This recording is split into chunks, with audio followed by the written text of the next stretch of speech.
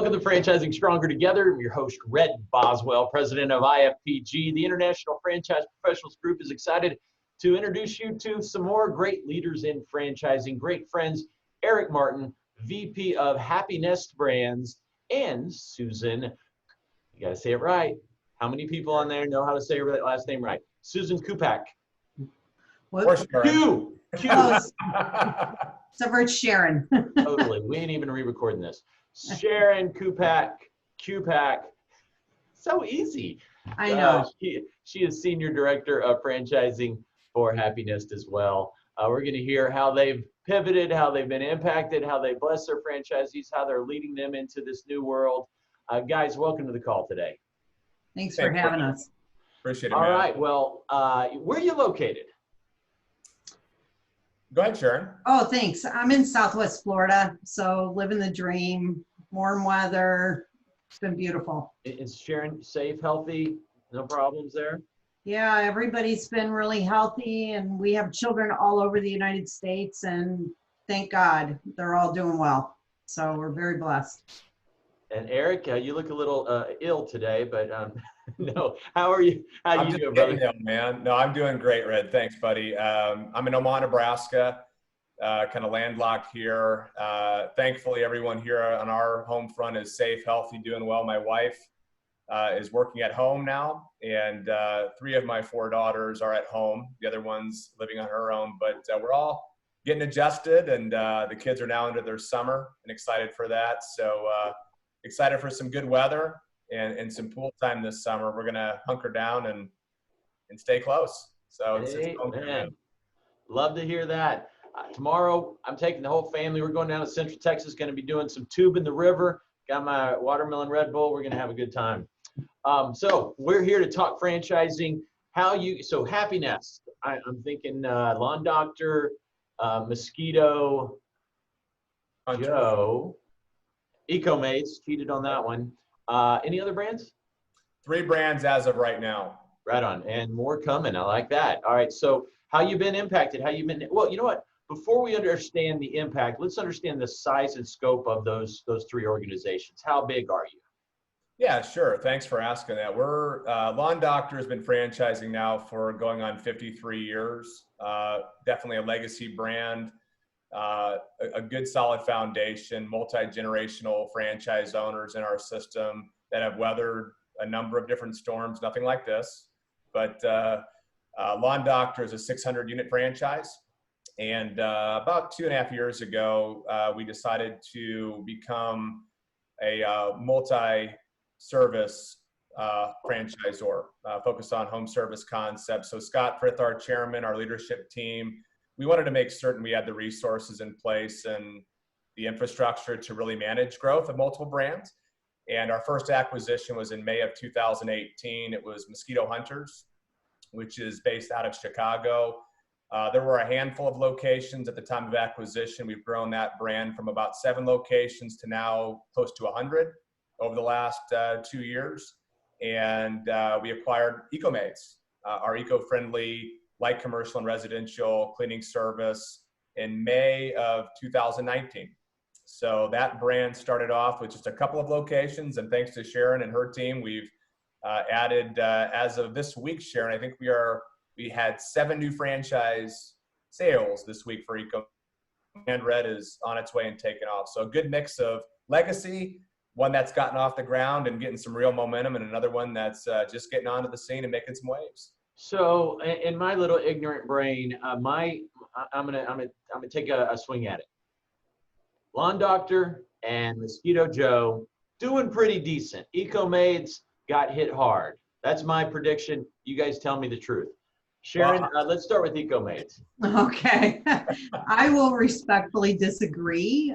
And I think that's a fair, people have that assumption that residential cleaning was hit hard. We have prospered and adapted. It's been really an interesting ride, and it gave me a lot of confidence to know that this can weather literally any storm. So what is your franchisees during this pandemic across the nation have done okay? Like a big dip, a little dip, a stay even, a thrive? What were they, how they? The landscape the landscape changed. So basically what happened was on the residential side, instead of having the common frequency of maybe every other week cleans, they went one way or another. So clients they freaked out and asked for more frequency, or they freaked out and asked for less frequency, but they didn't go away, which was a real blessing. On the commercial side, that exploded. Light commercial. So usually you go in and you clean a light commercial office once a week. Now it's every day. It's a couple times a day. New clients, because there's opening up rules on disinfecting and safety, keeping employees and patrons safe. So really it is it's been a pretty good time for Ecomaids. Outstanding. Well, and should I call on Eric for the other two? Please. Okay.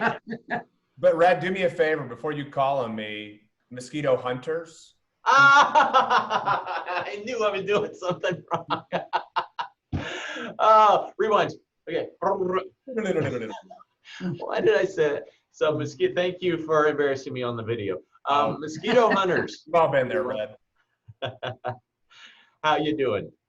I'm great, man. How'd you get impacted, though?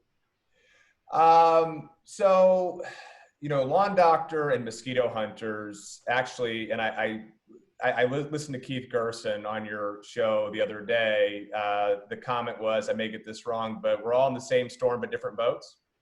Isn't that a good one? Yeah. It's a great one. It's a great way to look at this. And I think the boat we're in a pandemic resilient business, and that our services are essential. We've got franchise owners. I'm talking to a lot of our franchisees for both Mosquito Hunters and the Lawn Doctor. New sales are up. Cancellations are much lower than we predicted. People are at home. They're on their property. It's the wife going, honey, we got to do something about our landscaping in our yard this year. I'm looking at it every single day. Or we're going out and barbecuing. We're at the pool. We're home. We have to be here to stay safe. This is where we're going to be. So let's make sure it's a safe property and treat for pests and mosquitoes, ticks, et cetera. So, I'd love to say it's been a great spring. It isn't typically where we would be, but we haven't seen the drop off within our franchise system that even we were kind of predicting. And it's been a pleasant surprise, quite frankly. And owner sentiment is high. I think our franchisees are very appreciative of being in a business that is resilient to the climate that we're in. But, certainly an opportunity to come out of the other side of this stronger and better. And I want to give a plug to Scott Frith, our chairman, our leadership team. I mean, right away, Red, we jumped on this and, started working with our franchise owners on securing PPP loans. We work with our vendors to help with, reduction in payment on software, further deferment on equipment or vehicle payments for our brand. So a lot of things that we did to help our franchise owners get through these past few months the best we possibly could, but they're able to keep doing their business, which has been great. And thanks, Eric. That's good to hear that you're helping them in so many important and critical ways during this crazy time. What about Mosquito Hunters? So, yeah, Mosquito Hunters, it's an interesting difference because you've got Lawn Doctor owners who have been around, a lot of multi-generational owners, right? So, I mean, they've been passed down from families in a very experienced system. And Hunters really came onto the scene a year and a half ago, and we've grown. And this is hit right at the kind of beginning of our real development at the unit level. So last year we had a large number of franchise owners sign up, some early, some late in the year. This was our big first year this spring. So certainly not ideal when you've gone from basically nothing to close to 100, and this is your first real full spring and summer together as a system. But again, I think very similar process. We jumped in right away and helped our franchise owners with the same challenges we did with our Lawn Doctor franchisees. And I was talking to one of our franchisees in Virginia who emailed me, it's about 2-3 weeks ago, and it was a Wall Street Journal article and saying, unemployment rates are 15+%, spending is down, people aren't buying things or products or services. And she said, I had my best month in March and April. I signed up, I think it was like 90 new customers that she brought on between mid-March to mid-April. So that tells me a lot. I mean, this is a needed service. It's in demand. It always hopefully will be that way. But even now, with people being home more, they're not spending money on dinners or shopping or movies or vacations. They're tied to their property, and they're saying, hey, if we're going to spend some money, we might as well do it and stay safe while we're kind of hunkered in at home. So if sitting out on that porch during this very wet spring, it makes a lot of sense. absolutely. What has changed? We've gone through it. We're on the other side of the pandemic. You no doubt increased communications drastically. Where were you on communications before, then during, and now as we exit out, where are you at and where do you see you going? Is it going to go all the way back to where you were? Any big permanent changes happening? No, I think change-wise, we started right away with video chats, Zoom meetings like this, going through protocols and staggering employees, technicians. We don't have a lot of employees for Mosquito Hunters and Lawn Doctor, but we did want to focus on, making sure our owners and their staffs were being safe. We stopped, having leave behinds, for example, for the time being, no door hangers or things that would be touched. We want to be very careful with that. So it's become more digital communication, follow up with customers.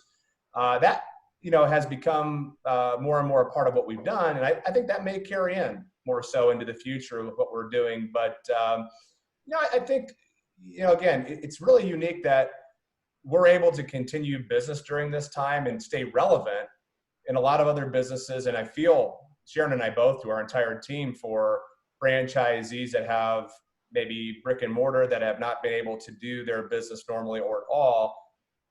Selfishly, it's giving our business a time to shine during this stage, because we are fighting virus. We are a part of the solution, if you will, to a degree. And the ability to stay relevant during this time, I think, is going to help propel our brands even further into the future. But long-term changes, Red, I don't foresee there being things that, because we're not a high-touch business. We're a non-contact service, in an Ecomaids case, low contact.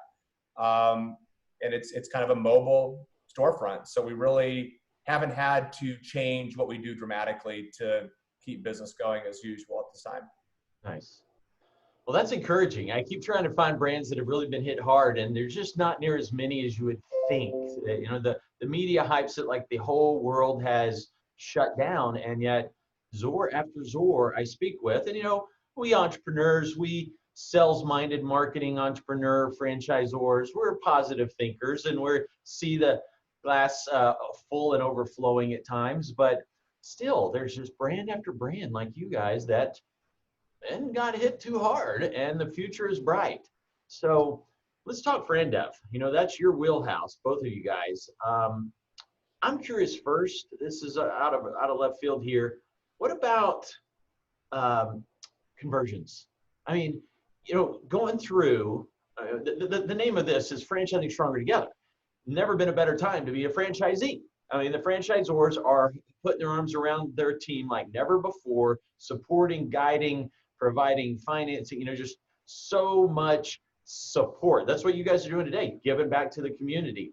So those mom and pops out there got to be struggling. They got to be really, really frustrated with life, and y'all's categories especially. So have you seen an uptick? I don't even know if you do conversions, frankly, but what's your take on conversions and how they impacted y'all? Well, I think I'll start with that one. We haven't really seen any, to be honest with you. I feel bad for the mom and pops, which is about 90% of Ecomaids competition, right? I mean, that's the cleaning space that we walked into. I feel that they are not in the same position of strength in marketing and messaging, and the fact that we're a science-based cleaning company means that we have tight protocols put in place, that different methods in which to keep people safe and disinfected, and share that messaging out to the general public so they have a sense of confidence and reassurance that we're going to take good care of them. So I feel bad for the mom and pops out there, but we have not experienced anyone in the space that is in a cleaning business. Well, let me take that back. one of the newest franchisees, actually through IFPG and Mark Pasma. We brought her in. She's in Indianapolis, and her daughter is in the cleaning space and will be joining her in the business. So not necessarily conversion, but certainly excitement. You know, Sharon, your comments about you guys have changed some marketing as the franchisor to be more, no doubt, to have empathy and to show this concern for this world we're in. Yesterday, I was interviewing Greg Long with Fetch Pet Care. Sure. And he said something I wrote down here, loved it, and it really echoed what you were saying. He said, marketing and our marketing message has gone from, this is why we're better, to this is how we care and why we care. And boy, that sure resonates. And again, those mom and pops have a whole lot harder time trying to come up with all that than the powerhouse franchisors that are supporting dozens, if not hundreds, of franchisees out in the field. The economies of scale are quite efficient with our world. Eric, what about your other brands? You see any uptick in conversions, or you can dovetail that to franchise development in general? Yeah, so we've never been historically big on conversions in general for moms and pops. I do know as we kind of look at the landscape, we keep a pretty close eye on some of the bigger players, regional players considered to be moms and pops, and there have been some that have closed in our space. And it may be indefinite, I don't know for certain, but we've seen additional customers coming to us that may have been using a local player or a mom and pop because they weren't able to stay open. And to your point, our messaging has really shifted, and Sharon can speak to some of the things specific to Ecomaids, but on the lawn care side and the mosquito side, it's we're in this together. We're all at home, be safe while you're at home. It's a little more of a caring approach, and rightfully so. But really what we do at Happy Nest in general, it's the key theme here is centralization with our media and with our in-house sales center. And there's so many things owners are working on and pushing through to be able to take that off of their plate, off of their mind, and know that the media is being handled, the messaging is being done correctly, sales are being handled efficiently, so they can focus on their customers, focus on their community development, and their staff has been really, really helpful. So that's been our model for a good while, is centralizing those type of aspects. And even more so today, it's paying off for our franchisees. Nice. Okay, so what about that new development, Sharon? Where were you 90 days ago, 30 days ago, and now where are you from a pipeline volume standpoint? Wow, it has been, it's been a ride so far, let me just tell you. So we started a hard push at the beginning of this year. We started educating consultants on who we are and why we're a little bit of a disruptor in the cleaning space. And man, it just hit us like the leads just started flowing in. So we have 14 units, 7 franchisees that are in preparing for training. Our first training is in June. So we've already booked that class up. July is probably one shy of being booked up and already earmarking for August and September classes. So we're really excited about that. Is that training going to be in person? Or are you doing virtual? We're doing virtual. This is a pretty easy model to do virtually until we feel, and everybody collectively, our CEO feels that it's the right thing to do, to have people fly to Portland, which is where our CEO's office is located. So virtually is working out well. It's traditionally a 4-day training.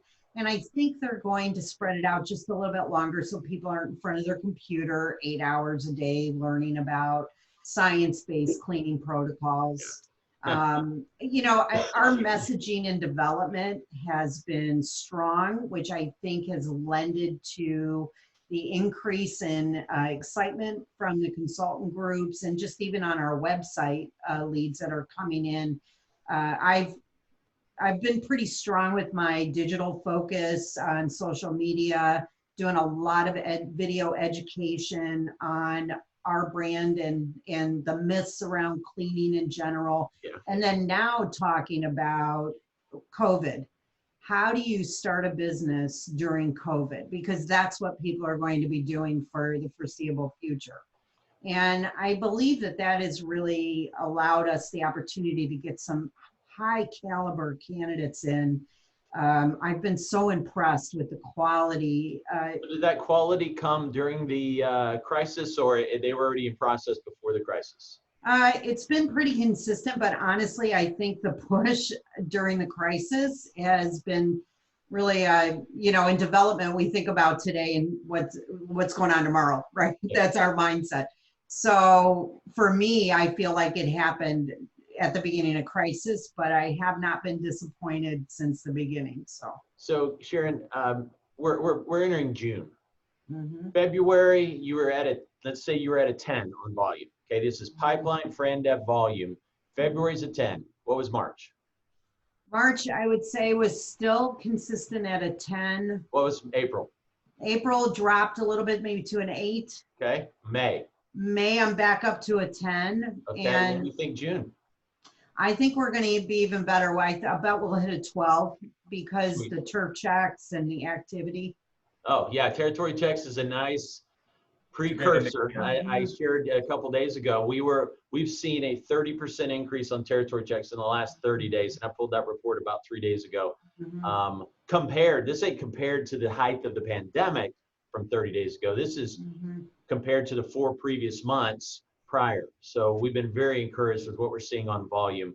Eric, what do you see on that same topic of pipeline volume for your other 2 brands?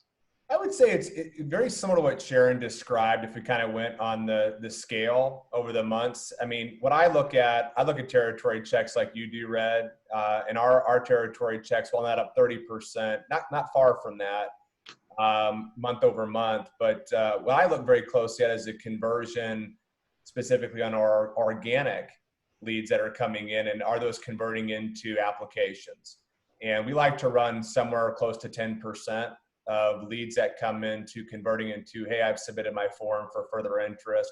Consultant referrals are a little bit different. Obviously, they're further along in the process. And our lead flow for Mosquito Hunters and Lawn Doctor, actually, I just ran this the other day preparing for our Mosquito Hunters team meeting. Our consultant leads, we had our best month this current month so far. We've exceeded any month that we've had so far this year, with the exception of January. Right. So our leads are up in a big way for hunters. And Lawn Doctor, we're at a stage where it's a little bit different in that we're filling in holes where you've got Ecomaids and you've got hunters, which is white space.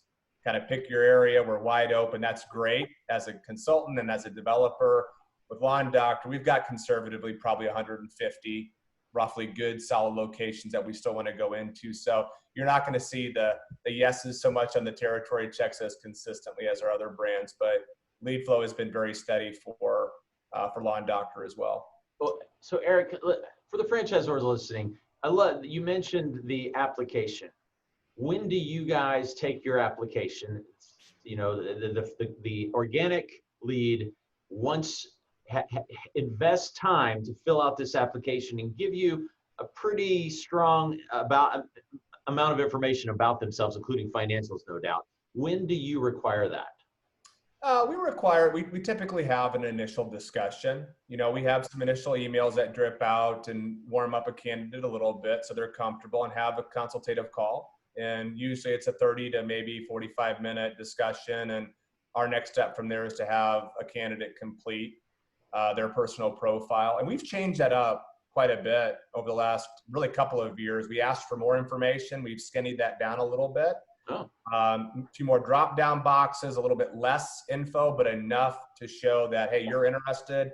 We're going to give you some more time and take you through this process. So it typically comes after a good, strong initial conversation. And in order to move forward in the process, we'd like to get that in place. In organic leads, if 10% of all the organic leads are completing the application, what percent are actually having that 30 to 45-minute conversation with? What percentage of the candidates are having that conversation? The majority are having that conversation, right? So if 60 or 70% of the organic, you have a good conversation, but then 15% of that 60 or 70 actually go to the next level, complete the thorough application. Yeah. That's accurate. And we don't get a hold of all of our leads like anyone. I mean, we play a lot out there with social and portals, and some folks are just not ready. And I think Sharon would agree with this. I mean, I've changed my approach on really the discovery process, not dramatically, but a little bit looser, as we want to respect the climate that we're in, and give a tip of the hat to, hey, we know it's a little bit funky out there, right? And you're looking at some things, maybe you're being thrust into this, maybe you're out of work, you're early, you're just starting.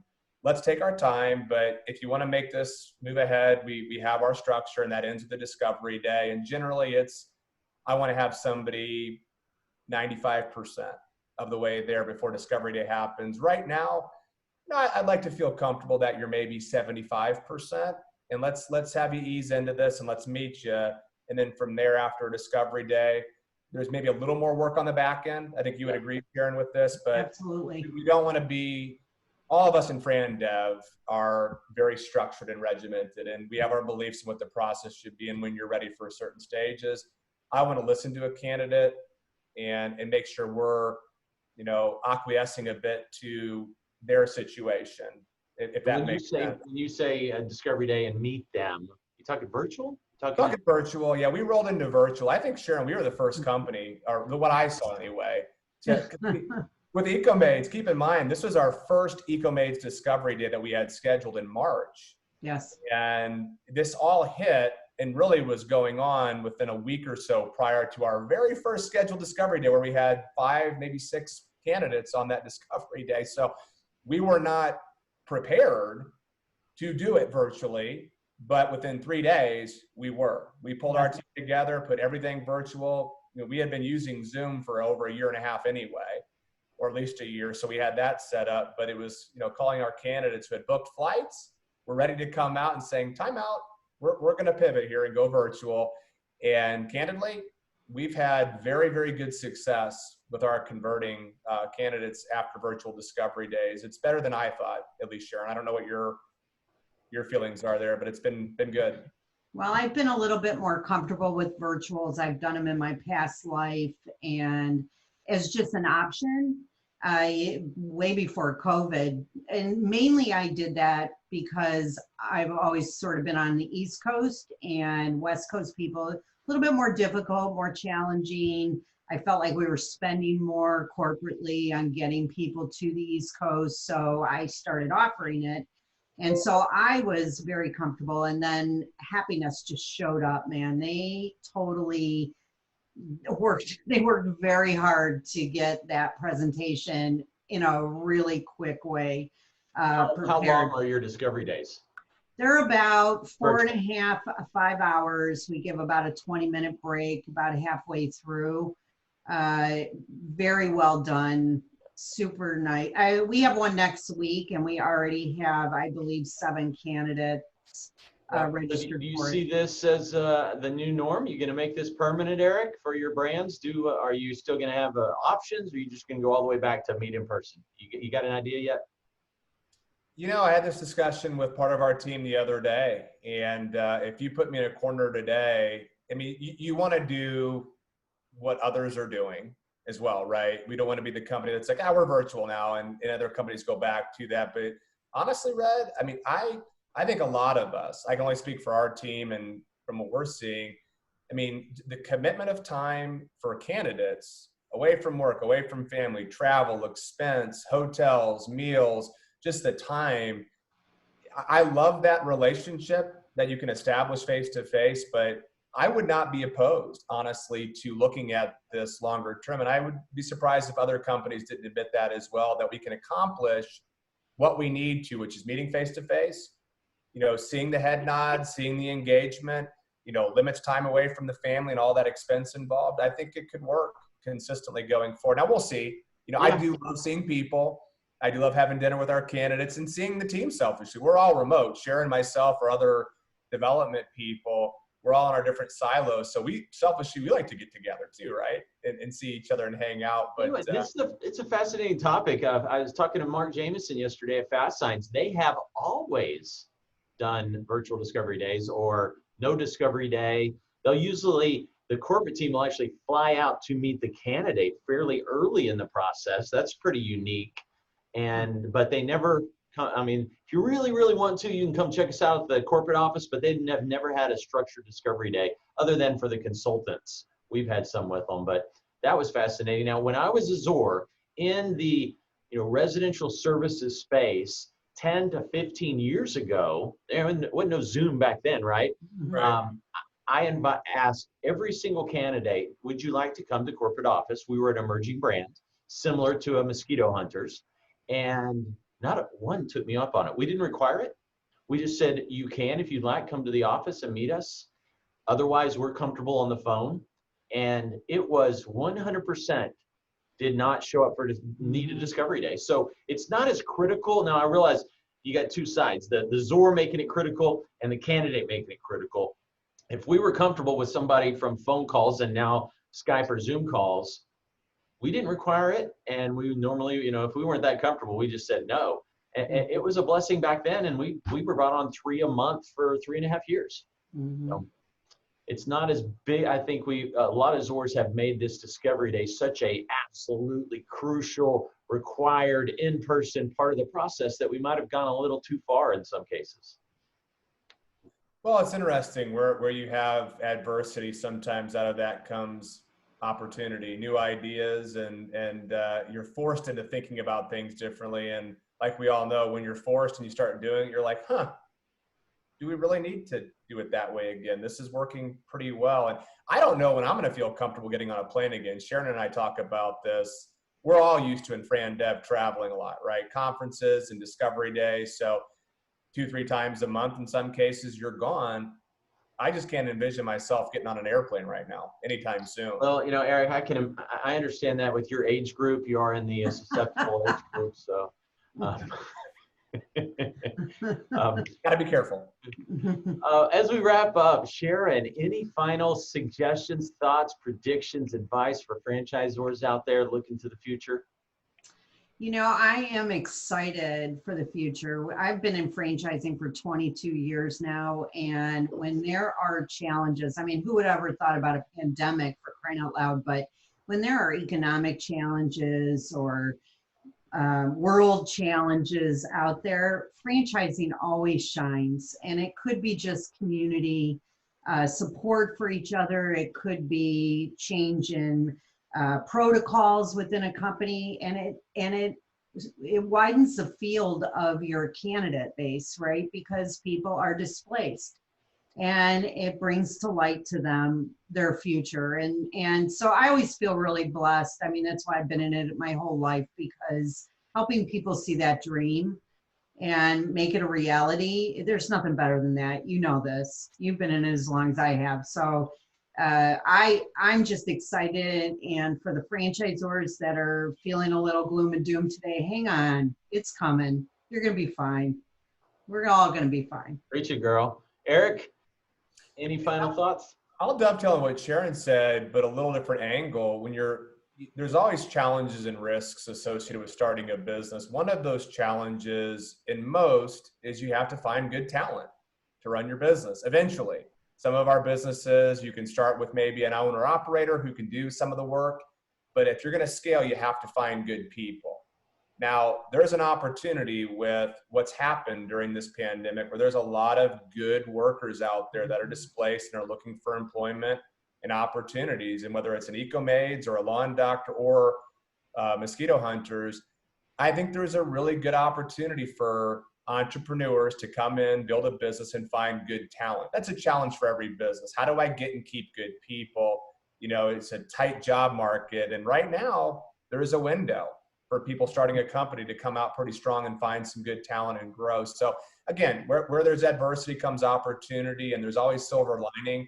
Not only can we help good people own a business and kind of change their narrative and build an asset for their family, but also be in the community and help others with good employment. Eric, that's a great thought. We've been saying for 5 years now, as my phone continues to ring, sorry about that, that the number one thing taking away great candidates from our process is the job market. It's been a blessing for most, but a little bit of a curse for us franchisors. That curse has been lifted. Now, it's great to be the answer to so many people's dreams and fears and woes, having been furloughed. So franchising certainly is the answer for a lot of people that don't have an answer in the area of a job. And with that, let's see, I've messed up Mosquito Hunter's name today. I messed up Sharon Cupach's last name today, but at least Aaron Martin, I did not mess up. So thanks, gang, for joining Franchising Stronger Together, hashtag there, with Red Boswell and IFPG. You guys are a blessing. Thanks for giving back. I look forward to seeing you in the road, giving you a big high five and a hug real soon. Thank you, Red. Thanks for the opportunity.